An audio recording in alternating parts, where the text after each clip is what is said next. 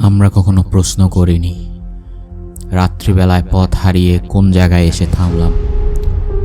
কখনো জিজ্ঞেস করিনি কেন পেট্রোল স্টেশনের কারো মাথায় ছিল না কোনো চুল কিংবা চোখের ব্রু, কিংবা সেখানকার পেট্রোলই বা কেন এত সস্তা। জিজ্ঞেস করিনি পেট্রোল স্টেশনের এক কোনায় দাঁড়ানো লোকটি হাসি হাসি মুখে আমাদের দিকে তাকিয়েছিল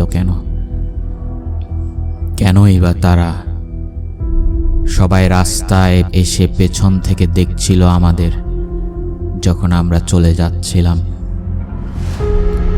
এটাও জিজ্ঞেস করিনি কেন একটু পর আমরা নিজেদের হাতের মুঠোয় নিজেদের চুল ছিঁড়তে শুরু করলাম, কেন গাড়ি ঘুরিয়ে আবার পেছনে যেতে সিদ্ধান্ত নিলাম।